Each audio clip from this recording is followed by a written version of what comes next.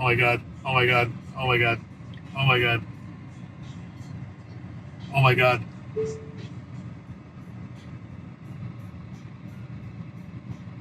Dude, no way.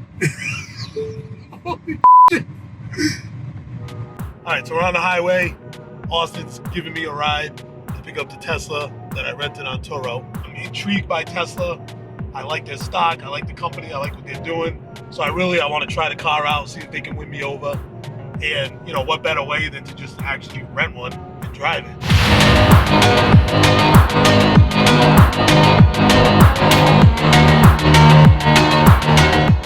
You put me on to Turo. Yeah. What's your take on Turo? Went down to Florida, right? Just a little trip.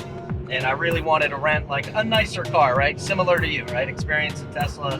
I really wanted to try a Maserati, all right? And typically when you try to find them on basic accounts, right? Like a Hertz or an Enterprise, they just don't even have those cars.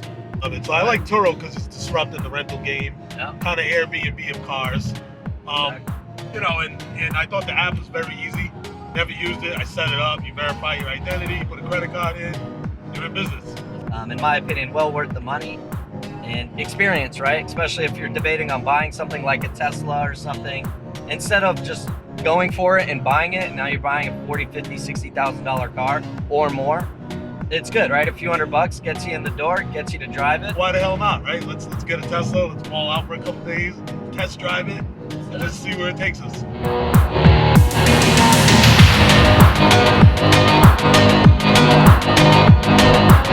Bro, that's like, nice. Oh, yeah, bro. Huff. Oh, dude, those exhausts, bro. It's crazy. Did you show them us the beast? My name is Brian. I've been doing Turo for a little over a year now. Just really found something that works for me. You know what I mean? Being into cars, I get to be around new cars every day, drive different cars every day. So it just kind of was the perfect fit for me. So you bought that Tesla last year? Correct. Brand new? Yep. Now you said something interesting before. So why didn't you lease it? Yeah, so I didn't lease it because Tesla doesn't allow you to buy it out at the end of the lease. And I figured if they wanted to keep their car at the end of the lease, so would I. So just kind of figured that out, and obviously having the option to be able to keep the car if I wanted to made more sense to me than not having it.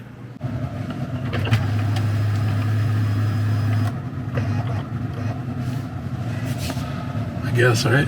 Save.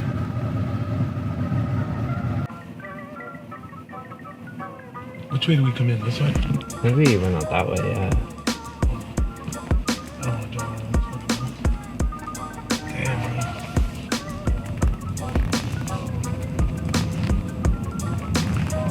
Oh, yeah, it does stop, huh? I gotta turn.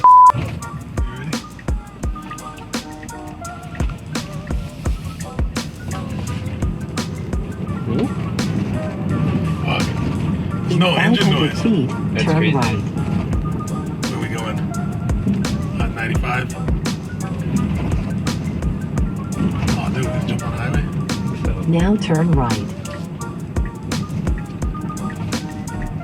Being in New England, the springs and summers are really, really good. A lot of people going to weddings, Newport, and all that type of stuff. When there's a lot of people traveling into the state, it's booked, it's constantly booked. I've noticed that people that have Teslas will only also book Teslas when they're on vacation.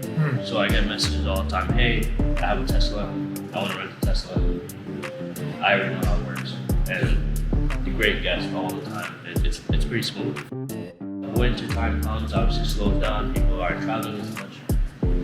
And the cars do tend to sit a little bit. That's why just understanding kind of the climate that we're in. Yep. If you're mentally prepared for that, you know exactly. So that the it's average gonna slow slows down, through the year. Yep. I think the first year, I'm not really gonna chalk up as anything to worry about profits. Just because the initial, I mean, I had to just pay sales tax, but it was like $5,000. The snow set obviously so the renters can get by in the winter time safely. That was around $2,500. But at that point, those expenses are already paid for. Now going into the peak of this season is where we're really gonna start to see everything come full circle. Yeah.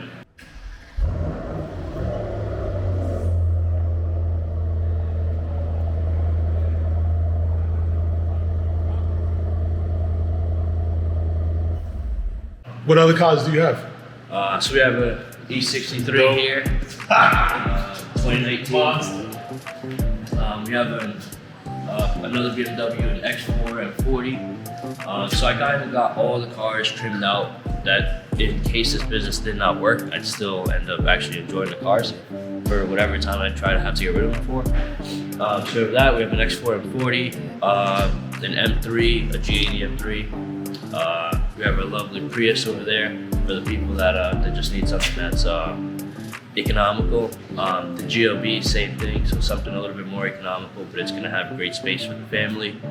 The Tesla, and a 330, well, just an all-wheel drive BMW.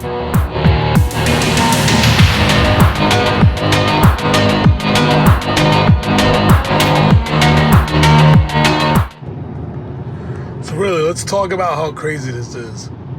Literally, I finally figured it out. I mean, just smack your hand on top of the wheel. I got this thing on wide angle too, so it's not so zoomed in. But you just smack your hand on top of the wheel, set it. Let's see, the cars are braking ahead. Let's see if it'll brake. Hold on, yeah, it's slowing down. I mean, that is wild. Let's do a lane change. Right here, lane change, all on its own. I mean, that's crazy. I set the speed for 80 max. So 80 is the max for full self-driving. And that's it. All right, so the car's driving itself. Definitely a freaky feeling. Without a doubt. Try to hold the phone in one hand and, keep my hand on the wheel with the other. It definitely drifts. It's a little more to the left than I'm comfortable with, and it's kind of freaking me out. But I guess it's something I gotta get used to. I don't know. Maybe I'm a really bad driver, and it's just showing me how bad I am. But it definitely hugs the left a little more than I'm comfortable with. So we were coming through Providence, and it was like a construction zone, and I kind of freaked out and took the wheel because I thought it was going to hit the wall on the left. Now for the guest side, like I said, I feel like Turo was just way easier than Hertz. I mean, I always just use Hertz or whatever, just who I always use. But it's kind of like you get what you get. You show up, you wait in line. It's a whole process, right? Then they give you a key, or you're in some parking lot trying to find a car. So, I mean, this perspective, you pick the car you want, easy breezy. I don't think it was any more expensive than Hertz. I feel like the way rentals are now is probably very comparable. But you mentioned something when you went to Tampa. So you said that, I guess they have surge pricing or something like that? Is that Yeah, so they do have their own fees, that their trip fees, which I can't understand the math behind them. I don't think any of the other guests really understands the math behind how that works either. 688, so 137.60. Yeah, so they charge you $20. $20. Which is reasonable. That's makes reasonable? sense. Yeah, All right. that's perfect.